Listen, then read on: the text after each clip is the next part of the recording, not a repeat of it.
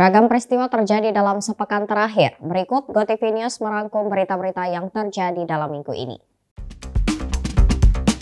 Bank Indonesia resmi membuka layanan penukaran uang baru dalam program Semarak Rupiah Ramadan dan Berkah Idul Fitri mulai Senin 3 Maret 2025. Penukaran melalui kas keliling BI berlangsung dalam 4 periode sebagai berikut.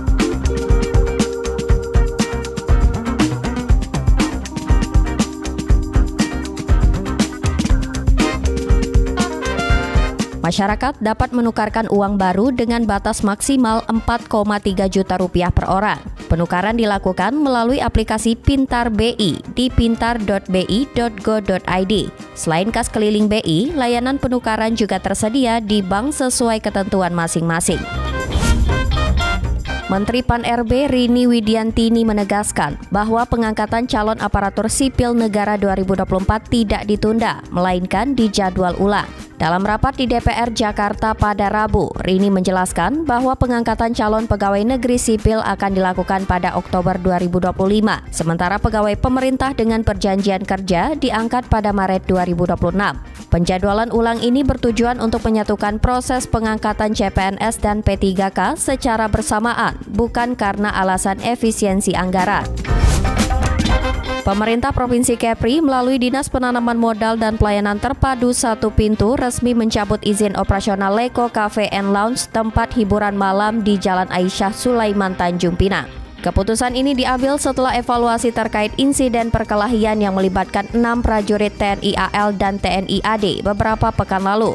Kepala DPMPTSP Kepri, Has Farizal menyebut, evaluasi menemukan dugaan penyalahgunaan izin usaha, termasuk penjualan minuman beralkohol tanpa izin resmi. Puluhan remaja diamankan dalam razia balap liar di Jalan Basuki Rahmat Tanjung Pinang pada Minggu dini hari.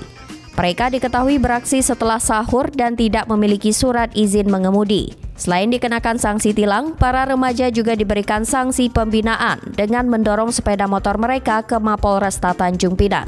Kasat Lantas AKP Arbi Guna Bimantara mengimbau masyarakat untuk menghindari aksi balap liar karena membahayakan keselamatan diri sendiri dan pengguna jalan lainnya.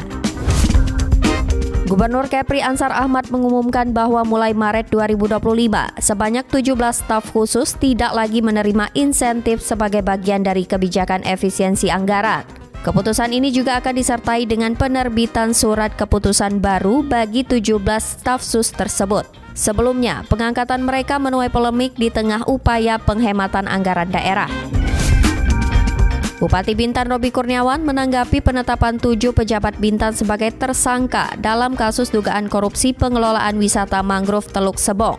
Robi menegaskan bahwa Pemkab Bintan menghormati proses hukum yang tengah berjalan di Kejaksaan Negeri Bintan. Ia juga berjanji akan mengevaluasi perangkat daerah untuk mencegah kasus serupa terjadi di masa depan. Selain itu, terkait pendampingan hukum bagi para tersangka, Pemkab Bintan masih menunggu kepastian dari Kejari Bintan. Para pejabat tersebut diduga menyalahgunakan wewenang dan melakukan pungutan liar yang menyebabkan kerugian negara sebesar 1 miliar rupiah. Tim redaksi GoTV News melaporkan.